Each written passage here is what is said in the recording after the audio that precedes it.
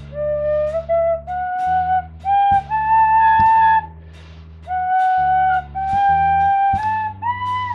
boys and girls. Well, we drove an hour and a half, and here we are. It says, welcome to the James V. Fitzgerald Marine Reserve.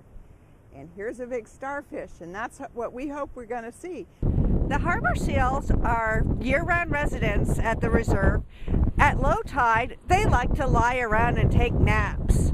They are hunters mostly at night, and so during the day, especially on a day with a nice low tide, they'll just laze around. It's called hauling out when they lie on rocks, hauling out on the rocks. This time of year, they're starting to have babies. We're very careful about staying away from them because they can be very scared when they're on land, and they can flush off the rocks, which means they'll all skitter away. So we want to make sure that we all stay a good distance away so the mommies don't get separated from the babies. We're going to be walking out onto the shore, over the reefs, looking for the right spot to view the marine life. Some pools are too small, and some pools are just the right size. What will we find?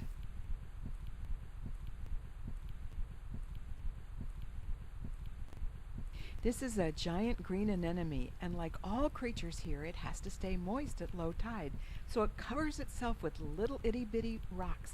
It just had lunch of some crab. You can see here little crab legs, and look at its mouth. As we put the shell up near its mouth, the big dark hole. And notice how that hole closes a little bit. That shows you how it brings in its food. It's a predator. Here's another green anemone with its green tentacles outstretched like a flower.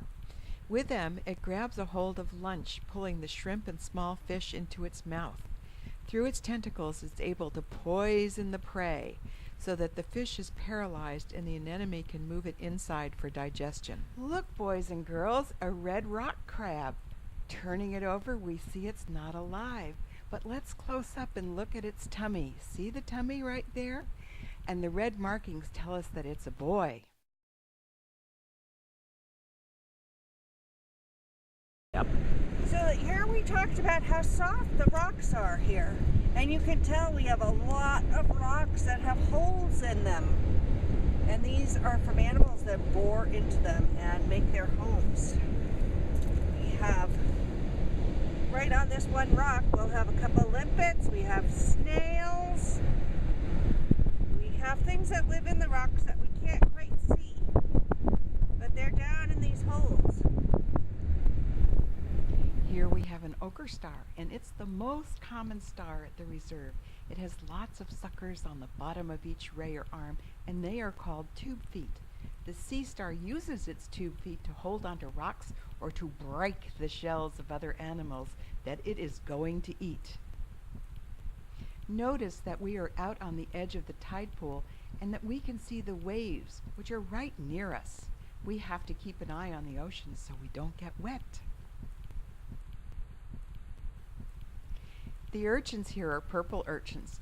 They are related to sea stars and have 5 parts to their bodies. It's a little hard to tell since they are round, but you can see it if you find an empty shell.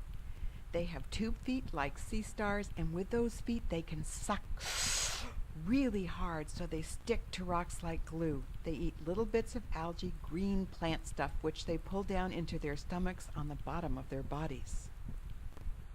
Looking across again at the sea star, it likes to eat the urchins that we were just looking at, as well as mussels and crabs. It's a meat eater or carnivore. Mussels are its favorite food.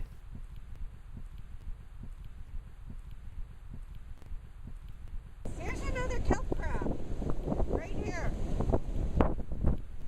Woohoo! Look at, he's just turned over. It is a nice big one. So this pool has a lot of different kind of animals in it.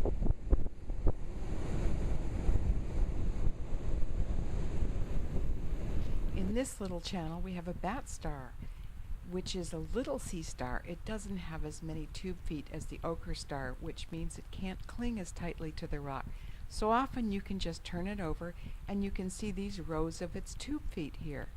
They use them to get around and to pry open food. The stomach is right in the middle. There are sensors at the end of each ray which can sense light.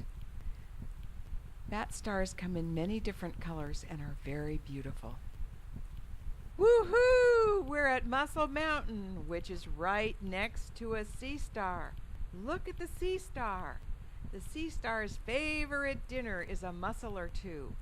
Look at how the mussels are clumped together on the rocks. Actually, these sea creatures protect each other this way from the force of the waves. Mussels like to eat plankton. Those are little bits of animals, plants, and bacteria. Can you imagine eating a diet of that?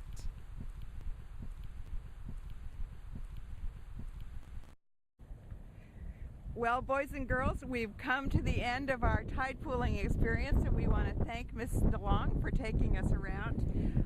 I love Fitzgerald Marine Reserve, and I love the ocean, and I hope you all can come soon to the ocean to see it for yourselves. Thank you. Bye-bye. Bye.